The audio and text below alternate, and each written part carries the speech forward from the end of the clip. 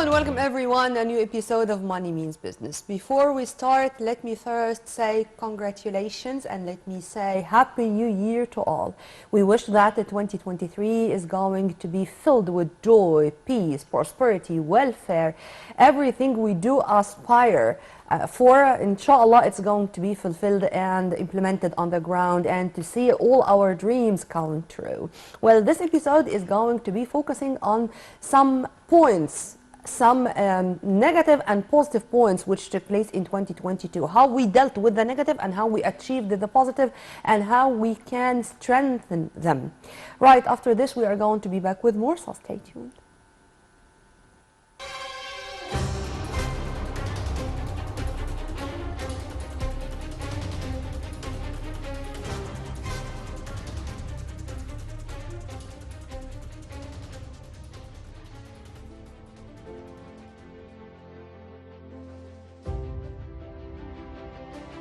Engineer Ahmed Samir, Minister of Trade and Industry, announced that Egyptian exports succeeded during the first 11 months of 2022 in achieving positive indicators with an increase of 11%, as the total value of exports amounted to about $32 billion and $575 million, compared to about $29 billion and $405 million during the same period of 2022.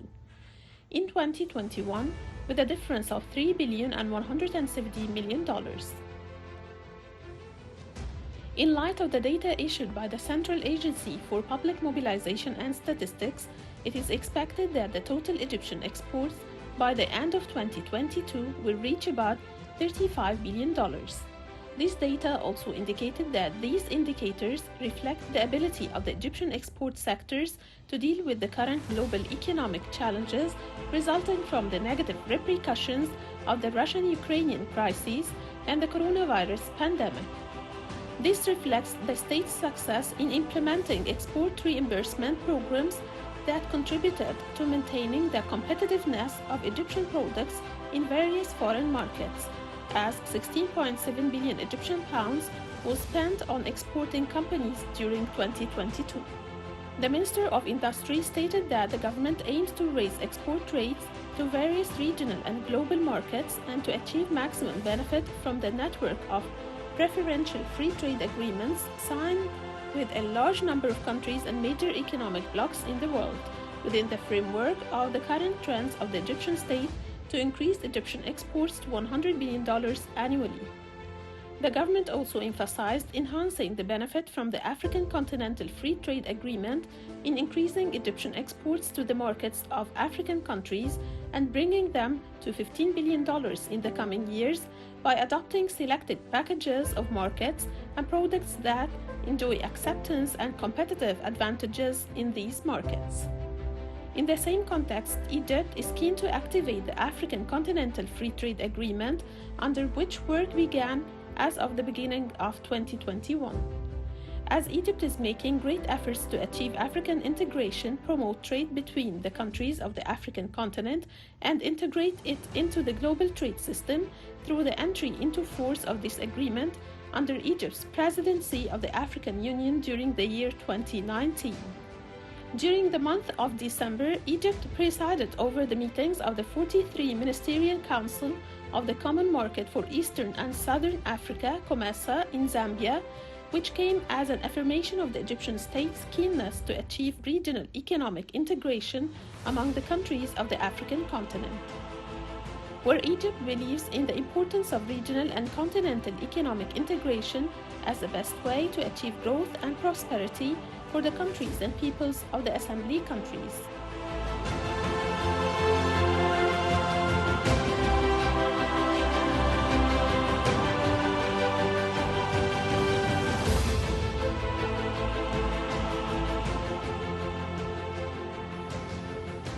Welcome back.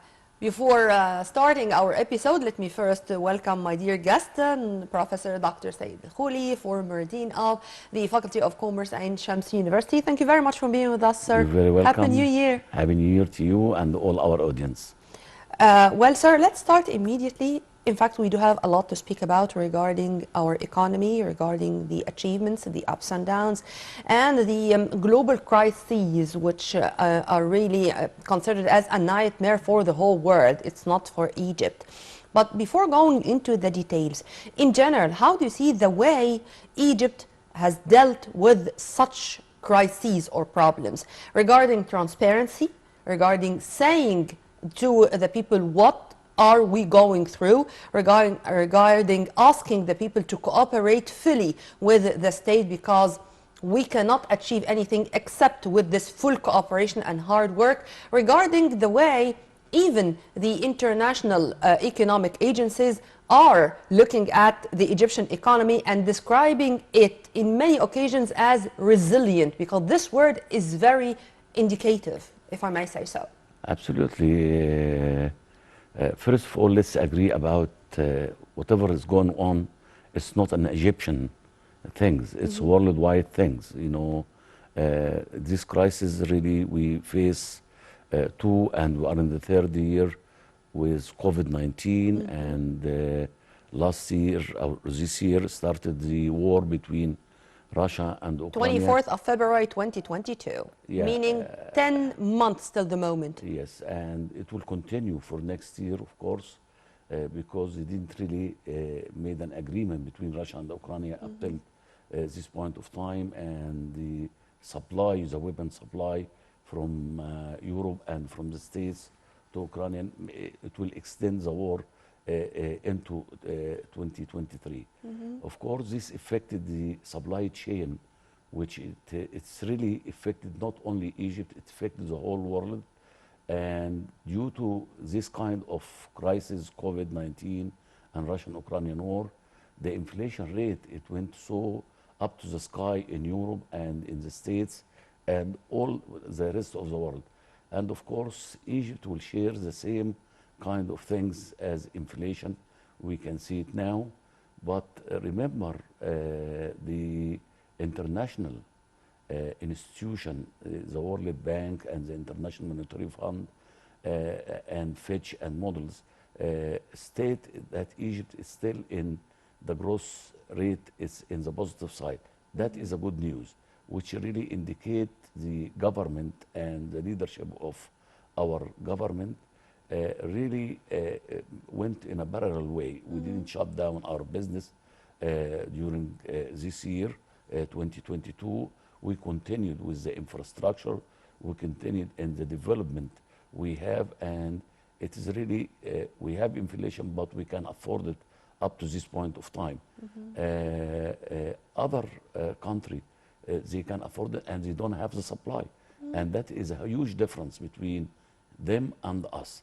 Remember, with the winter coming on, we started in Europe with the snow and the ice and the cold weather in Europe. Freezing weather. Absolutely. They cannot afford the heating prices, and the oil price went up to the sky. Now we're controlling the oil prices and gas prices here in Egypt, and that is a good news. Also, the Egyptian government issued some subsidy for different group of people for lower level and so on. And we can see our market still in the surplus side, not in the negative side, not in like in Europe when you can see, and in the States, lines extend for miles for food supply. And for so food. on. Absolutely. Yeah. And food bank, you know, to get Sure. it for free and so on. So Egypt, I believe, during this crisis, it has a very, very good strategy to overcome the crisis. What will happen next year and so on, due to what we have done in the last few years with infrastructure, with strategic alliance with many industries. With land reclamation, if we were not able to start this. Of course, we were able to start this long ago, but better late than never. If we were not focusing on land reclamation, if we do not have what we eat, then we are not going to continue the same way. And we're going to speak about this in detail, because there was also a very important meeting which took place today with the head of the Armed Forces Engineering Authority. The head of the state was keen to meet him to speak about Tushka and about enlarging the land reclamation process in Tushka. When we cultivate our seeds, this is going to be a leap, and this is going to be something to guarantee that we have food security, and this is very important.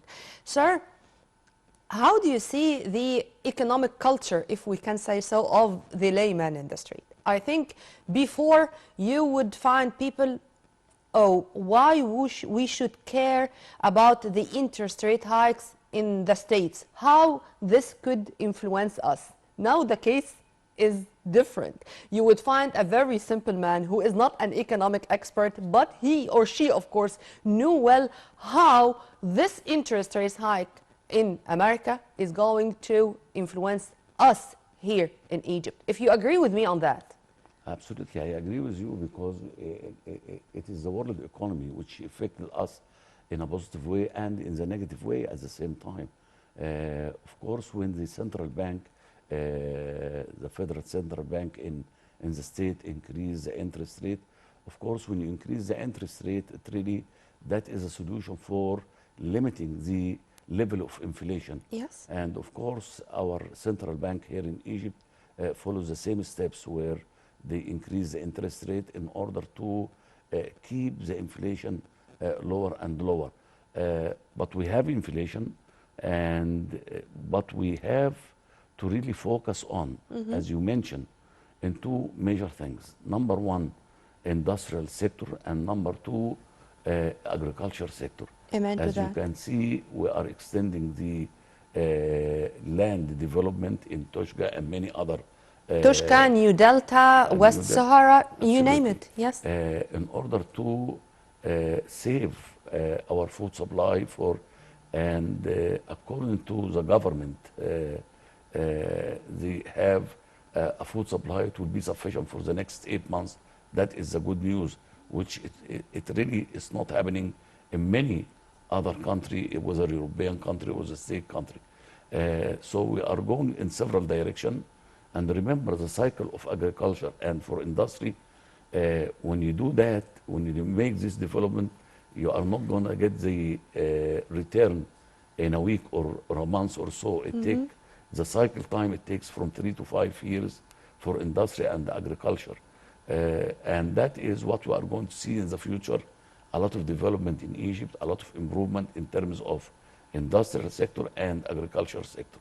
You said a very important thing, sir, to give this kind of security or safety to the citizen. We do have strategic reserves of wheat, of rice, of sugar, and we listen to the executives, the top executives, whether the ministers or their deputies, speaking about this, and in numbers, in statistics. Numbers will never lie. This is something which should be put, in my humble opinion, under the umbrella of transparency.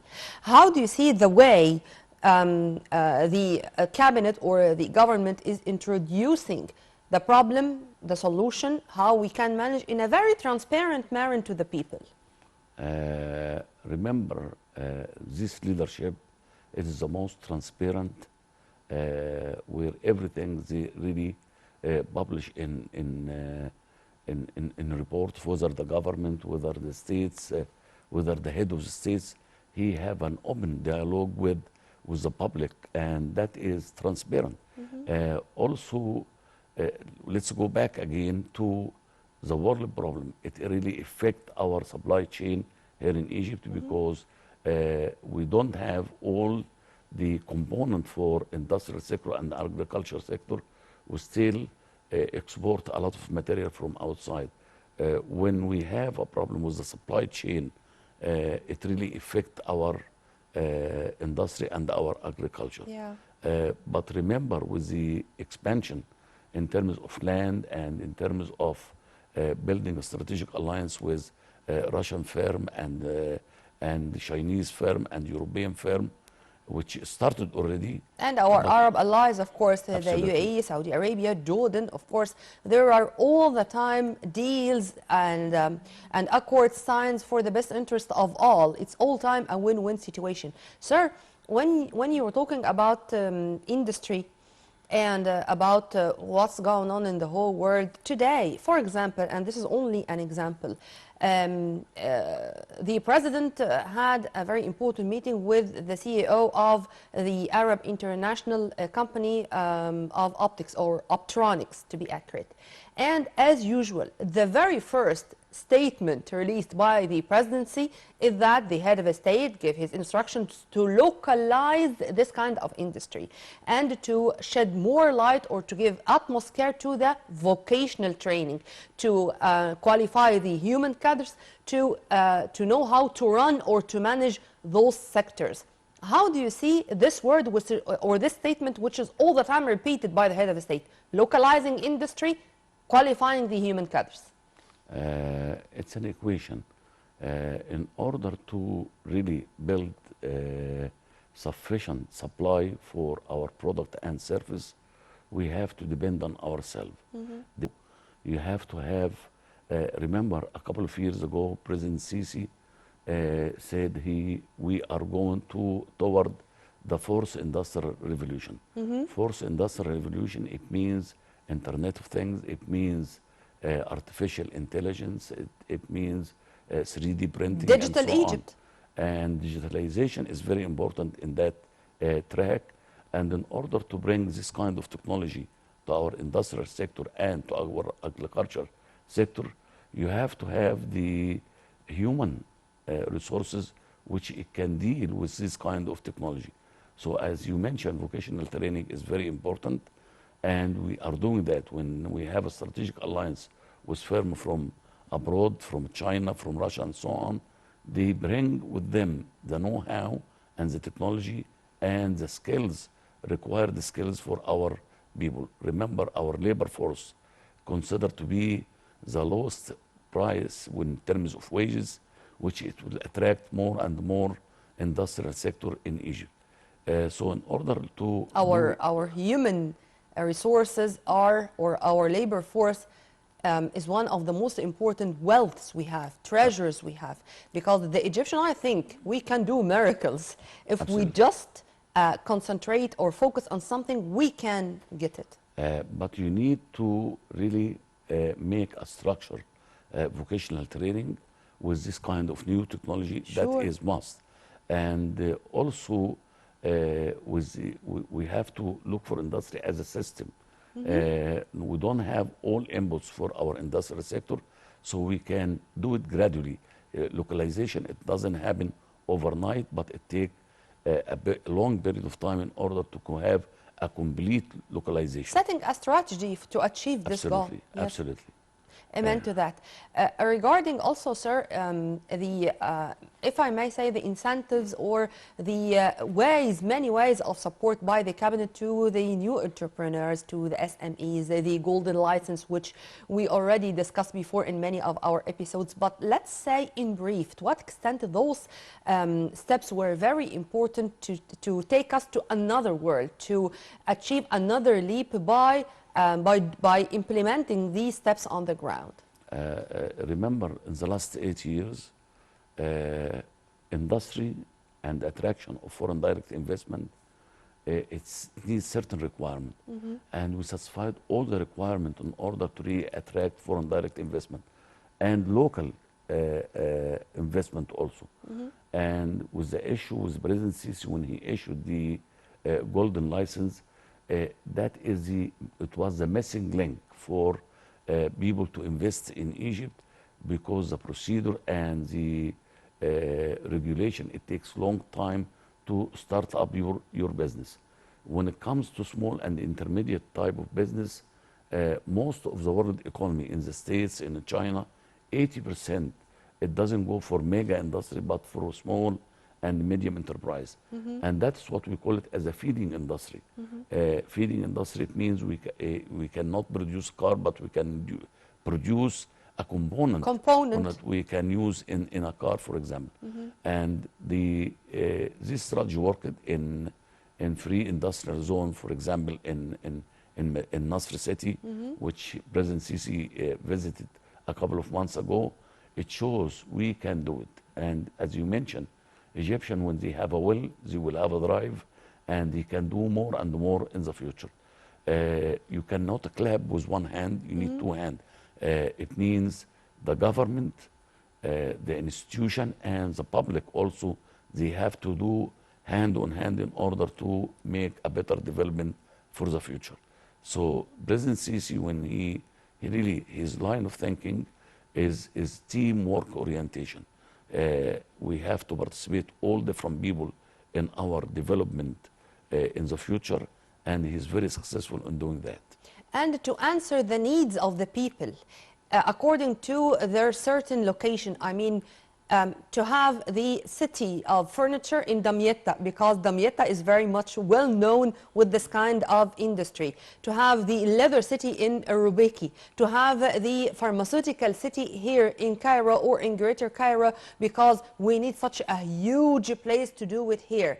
How do you see also this, sir, taking into consideration the demography, and how each area or each zone in Egypt has its own nature, its own requirements, and people there, whenever they do need something, we will afford them with what they need to achieve or to have the utmost benefit from their skills, to answer all their needs, and to let them feel that all the time the government or the state is here behind you and is here to answer your needs, is not going just to implement something on the ground and that's it, but to have this kind of cooperation, coordination, and to achieve the dreams of the people on the ground. It's not only in these three cities, it's all in the 27 government in Egypt. I was just giving examples. Where the government issue for each governor, he have to provide an investing map for his government. For example, from Aswan up to Delta and all other governments, they have to provide the investment opportunity and how to attract foreign direct investment to this government. Of course, this depends on what kind of materials, what kind of raw material each government has, which kind of competitive advantage each government have in order to build overall a strategy. And when Egypt Vision 2030 developed, it took in their consideration all of these maps in order to really integrate all government to be a competitive advantage for the overall economy of Egypt. Mm-hmm. Sir, let's take just an example of what we are talking about regarding the keenness of the cabinet or the state to make sure that everything is going better according to the pace of work, the construction in many national projects today, or to be accurate, yesterday on Saturday, in the last day of 2022, Prime Minister Dr. Mustafa Madbouli had a very important tour or inspection tour in Alexandria where he inspected many sites, and above all he had a press conference in which he elaborated that a released amount of goods from there included from the Alexandria port, 686 million worth of production inputs. Vast quantities of goods, including production inputs, have been accumulating at Egypt ports amid the shortage in foreign currency due to the economic issues. But now the case is totally different. Today's announcement raised the amount of released imports in December to nearly 6.2 billion US dollars. Of course, this achievement on the ground, a lot of work, a lot of efforts were behind it. Would you please elaborate and tell me more about how do you see this? What Dr. Mustafa Madbouli did is a corrective action because remember a few months ago, the Central Bank of Egypt with the ex-head of Central Bank of Egypt, they made some limitation for releasing all imports, all import from outside of Egypt, and that is delayed the process, and due to the increase in the exchange rate, Egyptian versus dollar, it really made it difficult for all suppliers to get their product and their materials from the port and so on. With his visit today, he issued there is no penalty. There is no penalty for all these goods, and they can release it in no time. And that is the good news. That's the corrective action. It should be taken weeks or months ago, and now it happened, and the supplier feel happy, the manufacturer feel happy about it, and it will really move the wheels of improvement and manufacturing in the future. To echo what you have just said, sir, Madbouli said the government developed a plan to pay the arrears of importers in cooperation with the central bank, meaning Absolutely. that there is all the time full coordination and cooperation among all concerned bodies for the best interest of our economy and of our investors, whether Egyptians or foreigners. Absolutely. Yes. Taking you to some other good news, if you permit me. According to the Suez Canal Authority, more than 23,000 ships carrying 1.4 billion tons of cargo crossed the connector between the Mediterranean and Red Sea this year, and the revenue for 2021 was $6 billion. The revenues this year was $7.9 billion with an increase of 25%. That is a good news, and we hope all this good news goes for all different sectors, whether agriculture sector, industrial sector, and tourism sector. Remember, Egypt moving upward toward increasing our gross development product, and the growth rate, it will be much better, inshallah, in 2023.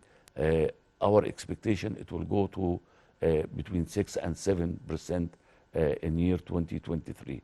But we have to be patient. We have to really take in our consideration what happened around us in order to make the ship go through.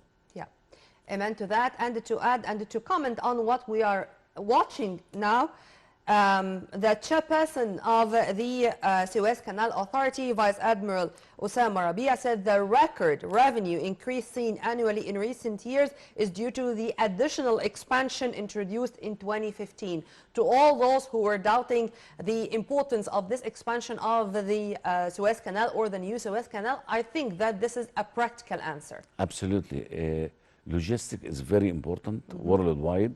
And remember, the Suez Canal considered to be the most acceptable routes to go from one place to another place, and it's considered to be the shortest one, and we benefit from that. And the expansion for the Suez Canal, which it was developed in 2015, it really increased, and we are going to see the fruit of this expansion years to come. Yeah, and the Suez Canal also started the legal process to establish its own investment fund to maximize profitability from its surplus. This is another good news. Absolutely. Yeah, this is another good news, I mean, related to the Suez Canal, because we are all the time ambitious to achieve more. All the time there is another step to be taken. All the time we do have a short run and long run plans for our basic economic institutions, and of course the Suez Canal is on top of the agenda. If you permit me, sir, let me go to the economic conference, because this was another important event which took place in 2020, and I think holding this conference to be the first, better late than never, but it had a lot of consequences, a lot of positive results, of course. And the agenda of the conference was very indicative, and it was very fruitful to gather all the parts together, all the sides together, to speak and to have an agenda and to come up with the positive results to implement on the ground immediately. I mean, it's not ink and on paper anymore. Remember, as we mentioned before, you cannot do it unless you have all people participate. And when they have the economical conference, we take all parties whether from public sector, whether from private sector, and we talk and we have an open dialogue. This is it. And there is a negative issue and positive issue, and we learn from each other in order for the benefit for the Egyptian economic as a whole.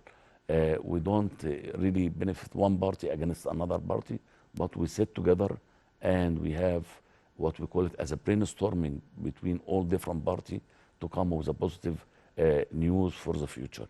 Of course, we cannot really do one part and leave another part. We have to talk about totality and being Comprehensive panoramic view. absolutely.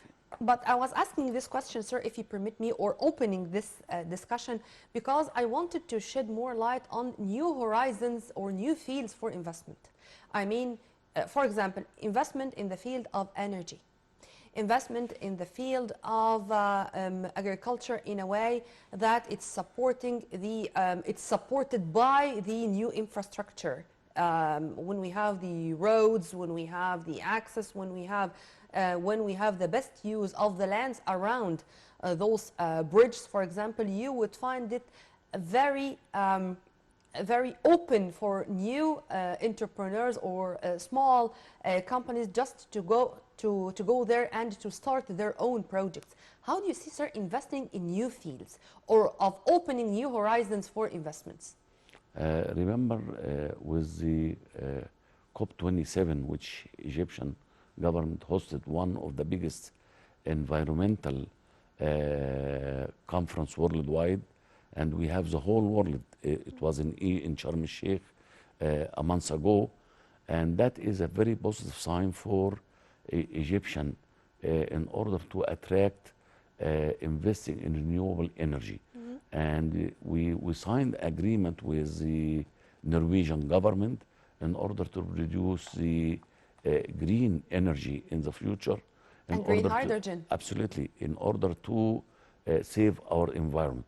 We are not polluting the environment like Europe or Asia and the States, but we are affected by this kind of pollution.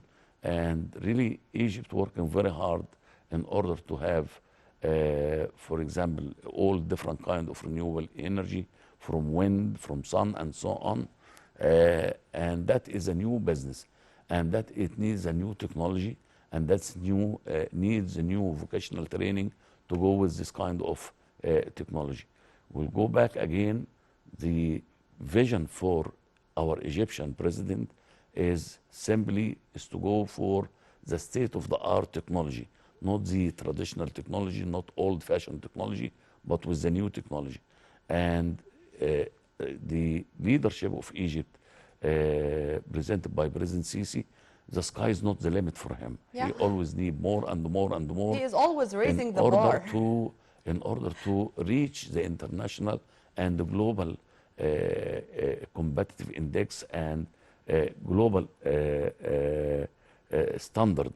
And remember, in 2018, he said we have to, when we produce with a high level of quality, not just producing, but also producing with high level of quality. Competitiveness. So absolutely. Taking care of this word. Absolutely. Because if we do not have this word into our minds while we are producing, while we are talking about industry and productivity and so on, it's not going to work with the world we are living in today. Sir, we cannot skip speaking about Decent Life Initiative, because talking about the economic development, talking about the national mega projects, the SMEs, the new entrepreneurship, and the way the state is helping or taking care of all of this. But Decent Life Initiative is something different, and it's the biggest worldwide. And it's aiming at making the lives of nearly 50 million Egyptians better.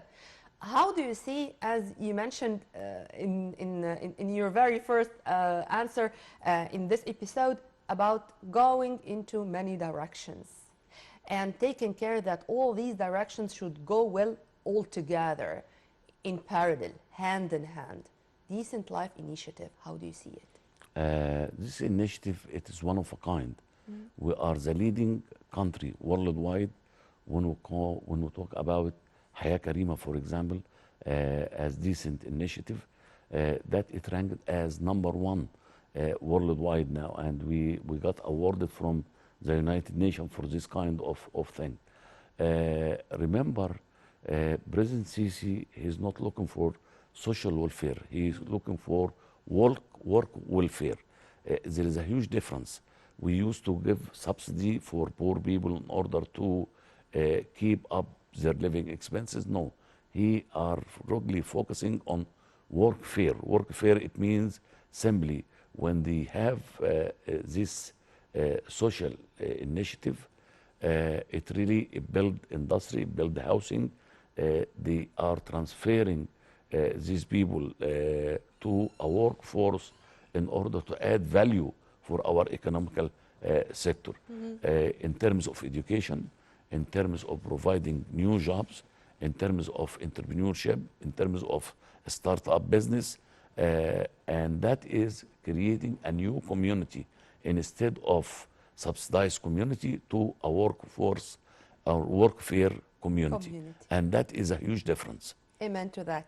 Sir, I usually enjoy our discussions, and we are going to leave you with a promise to see you again in more episodes of our program. Keep your finger crossed, and we'll be better and better, inshallah, in 2023, and Happy New Year again. Thank you. We were very much delighted to have with us Professor Dr. Saeed Kholy, former Dean of the Faculty of Commerce, Ain Shams University. We are going now to live with the most important events which took place in the last 7 days. To meet again same time on Nile TV International. Many thanks for watching. Happy New Year once again. And this was Nurmina Abdurrahman.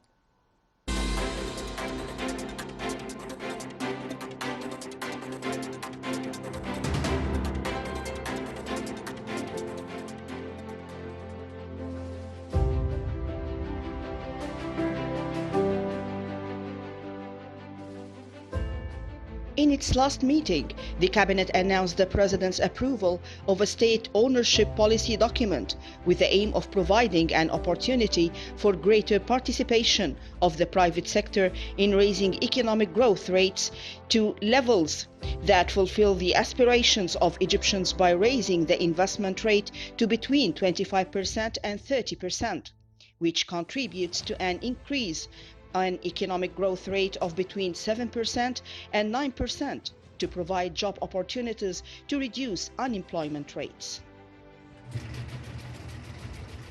Engineer Ahmed Samir, Minister of Trade and Industry, announced that Egyptian exports succeeded during the first 11 months of 2022 in achieving positive indicators with an increase of 11%. As the total value of exports amounted to about $32 billion and $575 million, compared to about $29 billion and $405 million during the same period of 2022. In 2021, with a difference of $3 billion and $170 million, indicating that the total Egyptian exports are expected to reach about $35 billion by the end of 2022. The minister said that these positive indicators reflect the ability of the Egyptian export sectors to deal with the current global economic challenges resulting from the negative repercussions of the Russian-Ukrainian crisis and the coronavirus pandemic, stressing the competitiveness of Egyptian products in various foreign markets.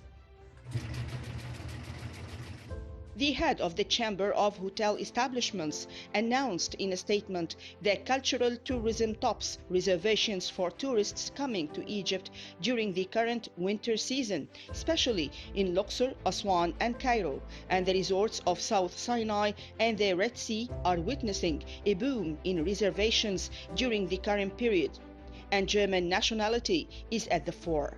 In terms of influx, followed by Romanian, Czech, Dutch, and English nationalities, the Egyptian destination is considered the biggest beneficiary of inflation in European countries, especially with the increase in the desire of Europeans to visit the cheapest tourist destinations. Dr. Ahmed Awais, head of the Center for Metals Research and Development, revealed the production of the first empty real car engine in cooperation with the Faculty of Engineering, Cairo University, and a private sector company. He added that the center succeeded in producing the silicon manganese alloy, which is in increasing demand, and in reducing pressure on importing the raw materials needed to manufacture this alloy. The data issued by the Furniture Export Council revealed the volume of Egyptian exports of furniture to the United Arab Emirates increased during the year 2022 to $170 million. The attached picture of fruits, pomegranate, guava, and strawberries produced in Egypt were also taken in a supermarket in the Kingdom of Saudi Arabia. Bloomberg agency confirmed in a survey it conducted on global financial markets that Egypt's economy is expected to grow by 6.6% in 2022 compared to previous expectations of 5.5%, to expand by 4.3% in 2023, and for the inflation rate to record 13.7% during the current year and 15.8% in 2023. The Central Bank of Egypt decided to cancel the work of the documentary credit system and return to collection documents to carry out all import operations. Last October, the central bank issued instructions towards the gradual cancellation of work with documentary credits until its complete cancellation in December 2022. The Information and Decision Support Center in the Council of Ministers confirmed that Egypt will produce more than 20 million tons annually of green hydrogen, as the center referred to the study co-issued by the European Investment Bank, the African Union, and the International Solar Alliance, as it showed that the continent of Africa has the capacity to produce 1 trillion euros worth of green hydrogen annually by 2035, of which Egypt will produce 20 million tons annually.